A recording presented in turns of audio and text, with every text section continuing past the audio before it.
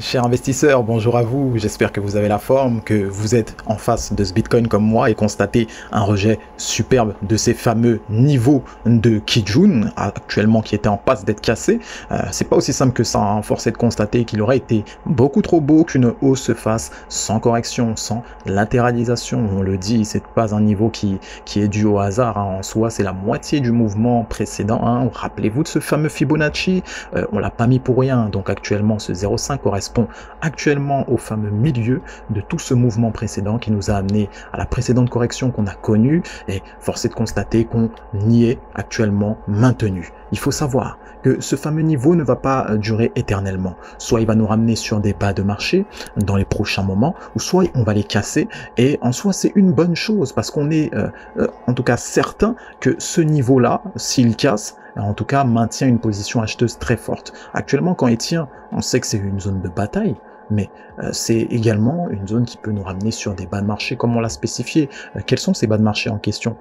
On pense naturellement aux 44 000, même 43 000. On va voir en détail, hein, les cotations précises, comme à notre habitude. Avant ça, qu'en est-il de la journée précédente, hein? Qu'est-ce qui s'est passé en termes d'action du prix et qu'est-ce que les mouvements nous disent, hein, au niveau du marché? On va prendre le temps de zoomer. Précisément, c'est la troisième journée baissière. En soi, la consolidation, hein, précédente qui s'est passée autour de notre prix du Bitcoin qui est actuellement, hein, à l'instant T de cette analyse, pas si loin des 46 400, on peut voir qu'on a fait un léger excès durant la journée d'aujourd'hui même. Pour ce qui est de cet excès, on est allé au plus bas à l'instant T de cette analyse, hein, au plus bas à 45 300 globalement, pour ce qui est du courtier Coinbase. Donc ça correspond à quoi? C'est un rejet principalement, hein, de la Tenkan. Actuellement, on rebondit de manière dynamique dessus, et on fait aussi par la même occasion un enfoncement de ce précédent sommet, hein, qui a été créé. Si on prend le temps d'aller en mode courbe, hein, vous voyez très bien que là où est-ce que le prix se situait, il a fait un petit creux juste en dessous du sommet qui a été créé, hein, non loin de la journée du 9 août en question. Donc on voit qu'on s'affaisse un peu plus. Bon, ça c'est un fait, mais le tout serait de constater qu'actuellement, on est toujours dans la création, hein, la volonté d'une création de tendance haussière. N'oubliez pas, on a pris le temps d'avoir une belle impulsion, on a pris le temps de consolider, d'avoir une belle impulsion, de consolider. L'impulsion était quand même correcte, hein, la journée du 13 août. D'autant plus qu'on le rappelle, il s'agissait d'une avalante, hein, une avalante qui est un signal chartiste fort. Bien que nous sommes dans le marché crypto, on le rappelle, tout peut aller très vite encore une fois, mais constater que la consolidation pouvait s'inscrire dans la création d'une tendance saine. Le tout serait donc que les acheteurs reprennent la main aussitôt. En soi, on a vu que la journée d'hier n'était pas si simple, hein. En soi, ça correspond à une sorte de feinte du marché. Pour ainsi dire, à l'instant T de l'analyse, hein, précédente, c'est-à-dire qu'on a vu le début de la journée commencer d'une belle manière, hein, cassure des plus hauts de la veille, en rapprochement, hein, très très étroit de la journée du 14 août, pour ce qui est de son plus haut, mais ça n'a pas été le cas pour un long moment. On a pris la peine de voir les acheteurs perdre de leur force, et ils ont tellement perdu de leur force qu'ils se sont rapprochés vers des bas de marché, et même, pour ainsi dire, du plus bas de la veille. Et là, pour voir, hein, on a cassé le plus bas de la veille pour ce qui est de la journée en cours, et actuellement on est dans la hausse. Ça ressemble en soi à la journée précédente, mais dans le sens opposé, à condition que la hausse continue donc son chemin. Voici en soi le comportement du prix en unité de temps journalière, et en soi la cartographie, hein, qui se dessine pour cette unité de temps. Et si on prend le temps de zoomer maintenant, d'aller voir en détail ce qui s'est passé au niveau des intervenants, on voit que l'unité de temps 4 heures nous montre, hein, de manière assez précise une sorte de range, hein, qui semble se dessiner, c'est-à-dire une zone de compression, une zone définie entre deux bornes où est-ce que le prix oscille, où est-ce que le prix fait, entre guillemets, du ping-pong. Donc là, actuellement, on voit que le prix a du mal, il a vraiment du mal à s'extirper de cette zone de compression. Donc on parle globalement, hein, pour arrondir, on parle des 45 000 aux 48 000. On a du mal à sortir de cette zone de compression depuis pas mal de moments.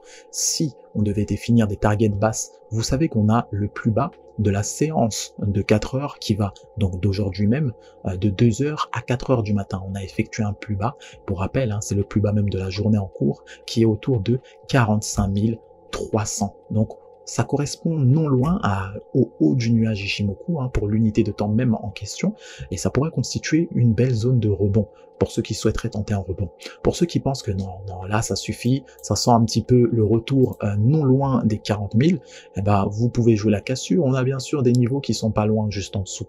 On pense principalement, dans un premier temps, au niveau des 44 200, et par extension, on a les 43 200. Ce qui constituerait en soi une grande baisse, une très grande baisse du marché, très grande consolidation, ce qui renforcerait l'idée que ce fameux niveau ne se cassera pas d'aussitôt. Hein.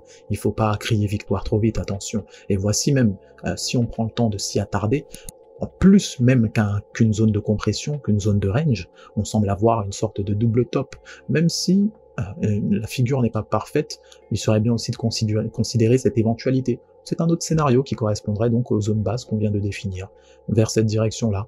En soi, c'est un scénario comme un autre, comme le scénario à la hausse qu'on a défini, qui pourrait donc nous emmener, on le rappelle, sur le haut justement du précédent top. On parle là des 47 500, d'accord? On va prendre cela comme repère à la hausse si on devait se diriger.